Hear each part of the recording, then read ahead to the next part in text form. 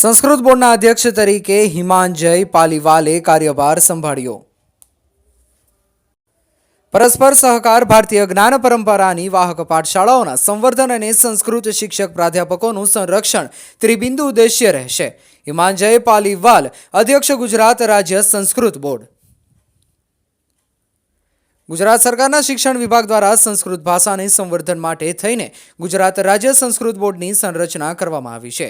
શ્રી રામ જન્મભૂમિ તીર્થક્ષેત્ર પ્રાણ પ્રતિષ્ઠાની વર્ષગાંઠના શુભ મુહૂર્તે તારીખ 11 જાન્યુઆરી 2025ના રોજ હિમાંજય પાલીવાલે ગુજરાત રાજ્ય સંસ્કૃત બોર્ડના અધ્યક્ષ તરીકે દાયિત્વ સ્વીકાર્યું। તેમની સાથે ઉપાધ્યક્ષ તરીકે પંકજભાઈ ત્રિવેદી તેમજ સભ્યો ડોક્ટર આશીષ જનકરાય દવે, ડોક્ટર મયુરીબેન ભાટિયા, ડોક્ટર અશોકભાઈ જોશીએ પણ દાયિત્વ સ્વીકારવા ઉપસ્થિત રહ્યા હતા। અધ્યક્ષીય ઉદ્બોધનમાં હિમાંજય પાલીવાલે જણાવ્યું કે દેવભાષા સંસ્કૃતની સેવા માટે ઈશ્વરે અમોને નિમિત્ત માત્ર બનાવ્યા છે। પરસ્પર સહયોગ અને સહકારથી જ સંસ્કૃતનો સર્વાંગી વિકાસ કરી શકાય।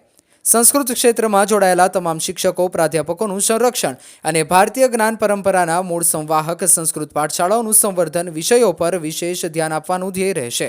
સમગ્ર કાર્યક્રમ ગુજરાત રાજ્ય સંસ્કૃત બોર્ડ ગાંધીનગર ખાતે યોજાયો હતો। કાર્યક્રમમાં પૂર્વ સનદી અધિકારી સંસ્કૃત અનુરાગી કે.જી. વણઝારા, વલ્લભભાઈ રામાણી, વિઠ્ઠલભાઈ વાગડિયા, પ્રાથમિક ગૌતમભાઈ પટેલ, ડોક્ટર કૃષ્ણપ્રસાદ નિરોલા, ડોક્ટર અવનીબા મોરે, પ્રાધ્યાપક જીતેન્દ્રભાઈ બ્રહ્મભટ્ટ, ગુજરાત રાજ્ય કોલેજ આચાર્ય મંડળના પ્રમુખ ડોક્ટર જયવંતસિંહ સરવૈયા તેમજ બંને પ્રાંતના સંસ્કૃત કાર્યકર્તાઓએ ઉપસ્થિત રહી અભિનંદન પાઠવી નવનિયુક્ત પદાધિકારીઓને પ્રોત્સાહિત કર્યા હતા। રિપોર્ટર અશોકસિંહ ખાટ, ગાંધીનગર। ગુજરાત રાજ્ય સરકાર દ્વારા સ્થાપિત ગુજરાત સંસ્કૃત બોર્ડના ઉપાધ્યક્ષ તરીકે મારી નિમણૂક કરી એ બદલ હું સરકારશ્રીને અભિનંદન પાઠવું છું।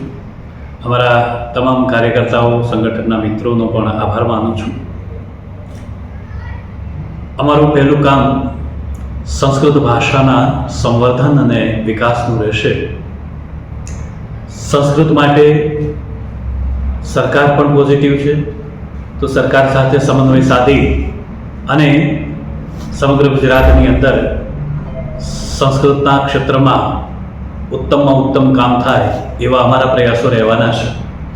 અમારા માનનીય અધ્યક્ષ હિમાંજય પાલીવાલ ત્રિસૂત્ર આપ્યું છે અને એ ત્રિસૂત્ર અનુસાર અમે બધા સાથે મળી અને કટિબદ્ધ છીએ કે આ કામ વિગતવાર રીતે પૂર્ણ કરશે। ધન્યવાદ। सर्वेभ्यो नमो नमः। अद्य अस्माकं परम आराध्य राम भगवता रामस्य प्राणप्रतिष्ठायाः प्रथमं वर्षगांठमस्ति। तदर्थं गुजरातजनेभ्यः सर्वेभ्यः अभिनन्दनानि, शुभकामनाः च। मन्दिरम् अस्माकं भारतीयसंस्कृतिः तथा च आध्यात्मिकचेतनायाः प्रतीकमस्ति। भारतीयसंस्कृतिः तथा च आध्यात्मिकसंस्कृतिः द्वयोः आधारः संस्कृतमस्ति। भारतस्य आत्मा संस्कृतमस्ति। संस्कृतेन विना भारतस्य कल्पनां कर्तुं न शक्यते। संस्कृतं विना भारतं नास्ति।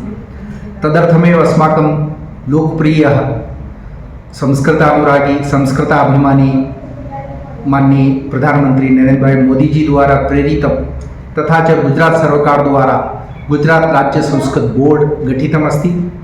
गुजरात राज्य संस्कृत बोर्ड इत्यस्य मुख्य कार्यत्रयम् इति अहं चिन्तयामि। प्रथमं कार्यं संस्कृतभाषायाः संरक्षणं, संवर्धनं, तथा च द्वितीयं कार्यमस्ति अस्माकं गुरुकुलपरम्परा तथा च ज्ञानपरम्परायाः संरक्षणं तथा संवर्धनं। तृतीयं मुख्यं कार्यमस्ति संस्कृतशिक्षकाः सन्ति, संस्कृत अध्यापकाः सन्ति, संस्कृत विद्वांसाः सन्ति, तेषां सर्वेषां संरक्षणं, संवर्धनम्। एतत् कार्यत्रयं गुजरात राज्य संस्कृत बोर्ड इत्यस्य मुख्यं कार्यमस्ति। तत् स्वीकृत्य वयं गुजरात राज्ये संस्कृत बोर्ड द्वारा माननीय मुख्यमन्त्रिणः मार्गदर्शने वयं कार्यं करिष्यामः। अद्य गुजरात राज्य संस्कृत बोर्ड इत्यस्य अध्यक्षस्य उत्तरदायित्वम् अहं भगवतः श्रीरामस्य कृपया स्वीकृतवान् अस्मि। वयं सर्वे मिलित्वा संस्कृतार्थं गुजराते पुनः संस्कृतमयं कुर्मः। द्वितीयः एकः महत्त्वपूर्णनिर्णयः अत्र कृतः अस्ति। अद्य प्रथमदिने संस्कृतदिवसः तस्य सञ्चिकायाः उपरि हस्ताक्षरं कृतवान् अस्मि। तस्य आशयः गुजरात् सर्वकारद्वारा पूर्वारभ्य घोषितमस्ति। श्रावणपूर्णिमादिने इत्युक्ते संस्कृतदिनम् इत्युक्ते वयं विश्वसंस्कृतदिनमपि वदामः। विश्वे सर्वत्र विश्वसंस्कृतदिवसस्य आचरणं भवति। वयमपि गुजराते गुजरात् सर्वकारद्वारा संस्कृत बोर्ड माध्यमेन सर्वेषां संस्कृत अनुकूलसंस्थानां संस्कृतसंस्थानां च सहयोगेन वयम् अस्मिन् वर्षे गुजरात् संस्कृत बोर्ड द्वारा संस्कृतदिवसस्य तथा च संस्कृतसप्ताहस्य आचरणं करिष्यामः। तदर्थं सर्वे सहभागिनः भवन्तु। सर्वेषां संस्कृतकार्ये स्वागतमस्ति। धन्यवादाः।